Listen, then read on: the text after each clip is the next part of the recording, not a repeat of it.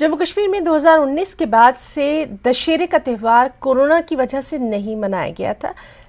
इसके चलते पिछले 35 बरसों से जम्मू के गीता मंदिर परेड में रावण, मेघनाथ और कुंभकर्ण और लंका के पुतले बनाने वाले कलाकार नहीं आ पाए। इसके चलते पूरी तरह से इन त्योहारों पर निर्भर कलाकारों का खासा नुकसान हुआ। लेकिन अब जब कोरोना महामारी का असर कम हुआ है तो एक बार फिर से लंका के पुतले बनाने वाले मेरठ से जम्मू पहुंच चुके हैं।